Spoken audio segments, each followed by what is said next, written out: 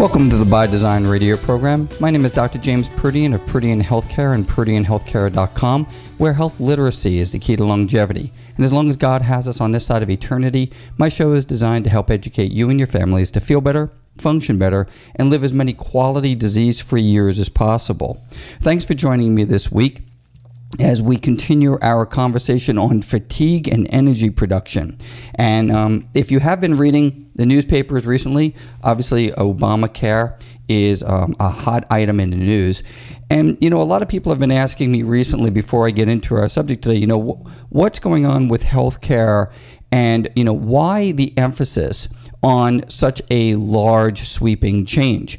And without spending a real long time on this one of the things, guys, that is really important to remember is that the cost of healthcare in our country is about 17 cents on every dollar. So about 17% of the GDP is healthcare, and it's growing rapidly. And it's predominantly due to the cost of chronic illness. And chronic illness is the type of illness that doctors, hospitals, and healthcare providers are managing day to day over a period of many years of someone's life. So the acute trauma, the fall down and break an arm, acute trauma, that type of healthcare is not draining the system to the extent that chronic illness has. We have to ask ourselves, and again, people ask me in my office all the time, well, why is this happening?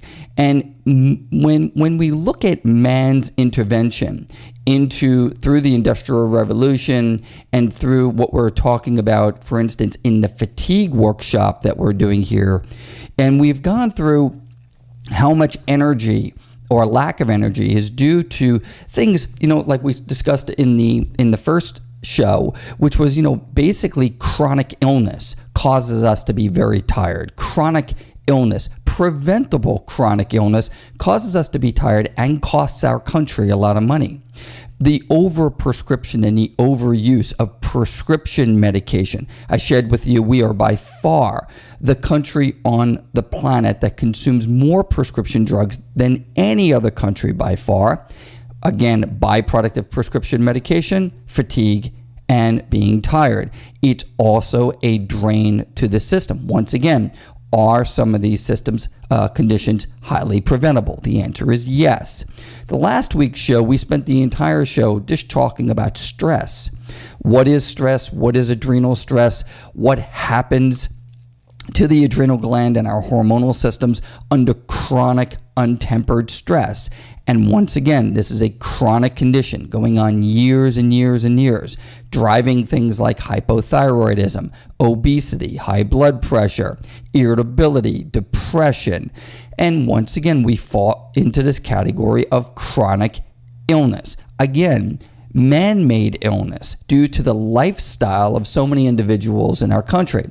So as we look at Obamacare and what's happening this week, which is the implementation of the Affordable Care Act, sit back and ask ourselves, a lot of the stuff, for lack of a better word, that the government is trying to cause a decrease of cost to was brought about because of many of the decisions that we as human beings have made over the last 100 years or so.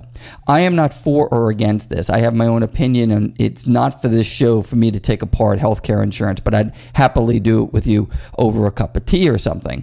It's just, we need to be aware as to part of the why. Why is this happening? Outside of the government control conversation, I look at it from a healthcare perspective, that the rising cost of chronic illness is absolutely unbelievable. I don't have another word for it. If I showed you the graph of the cost of chronic illness over the next 20 years, it is a graph that this country absolutely will not be able to afford because of 10,000 baby boomers retiring every year. And again, I don't want to spend a lot of time on the public health initiative here, but I think we all need to be aware of the cost of chronic illness and the show on fatigue, which is why I waited to the end of the 8 foundational subject matters to do fatigue, because it encompasses everything.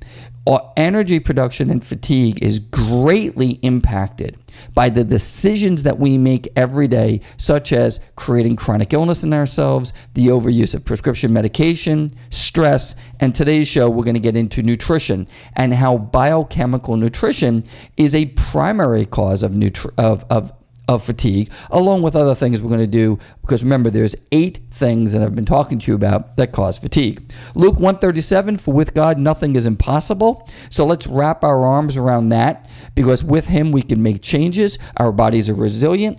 Our bodies have a great deal of ability to reverse chronic illness.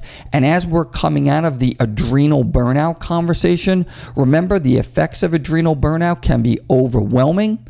And we went through a lot of things that you could incorporate into your life last week.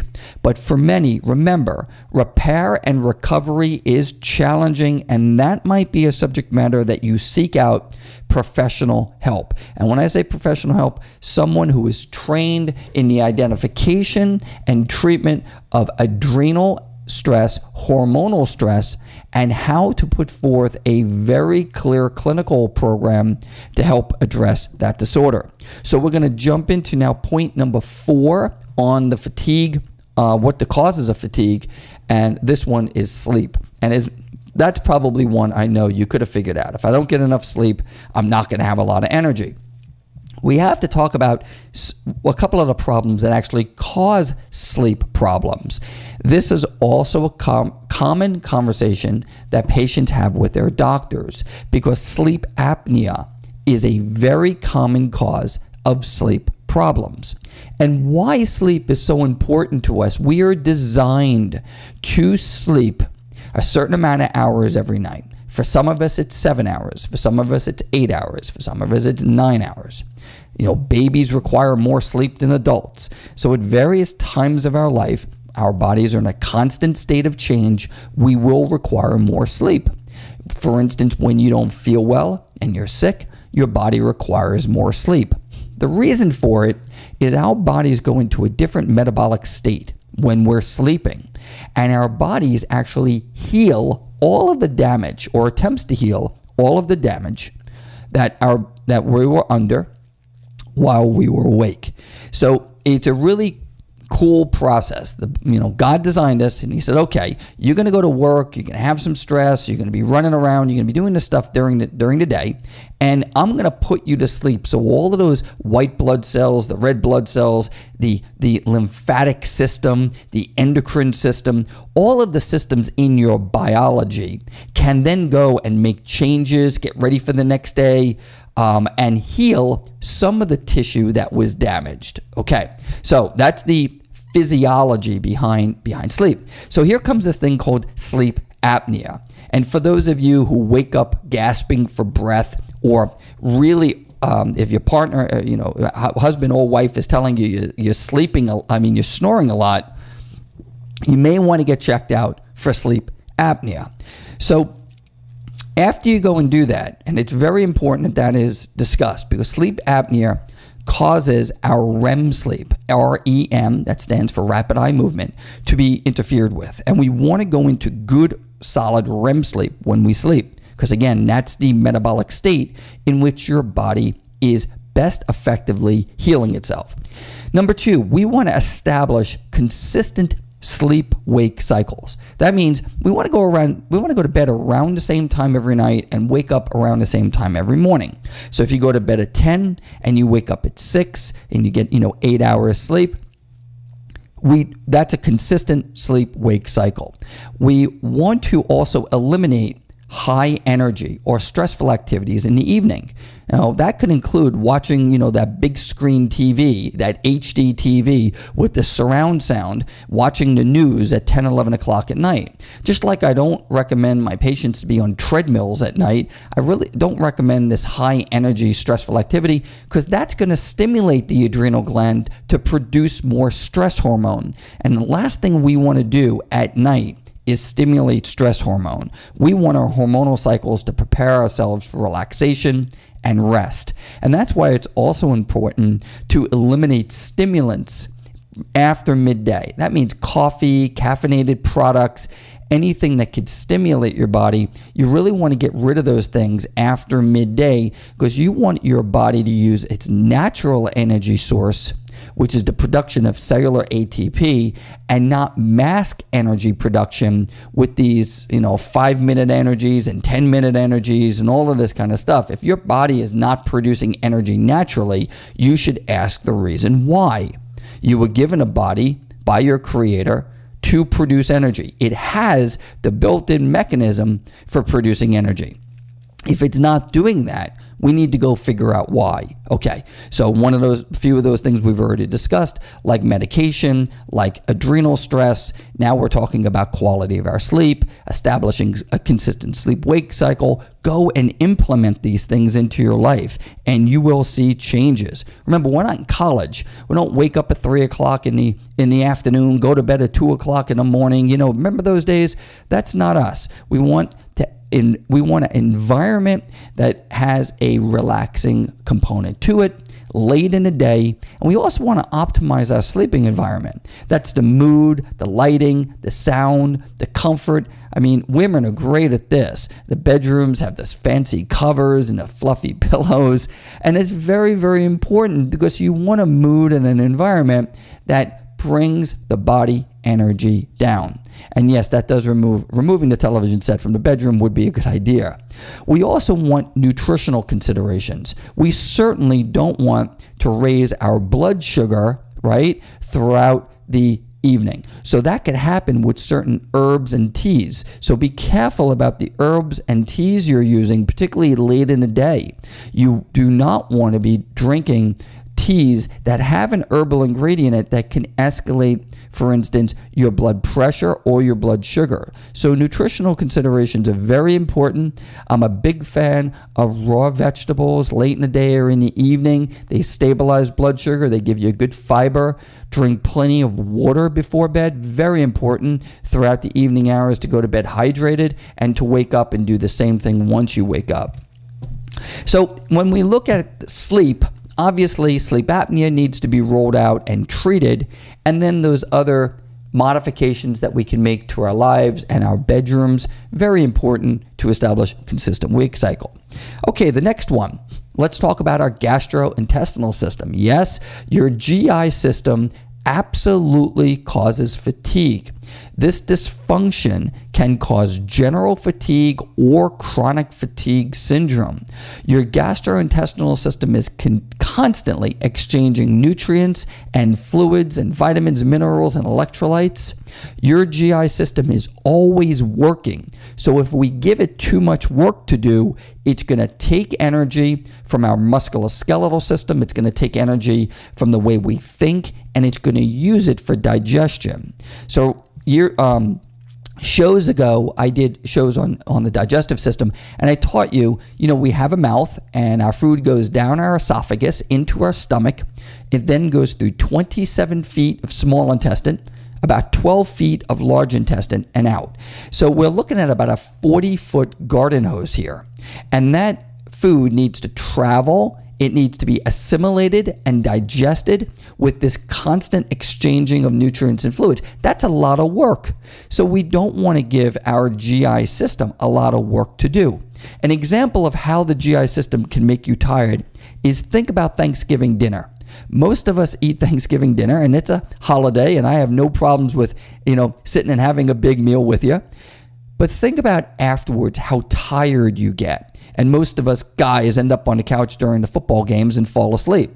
That is because the GI system is so overworked to try to process like 2,000 to 3,000 calories, 4,000 calories in one shot.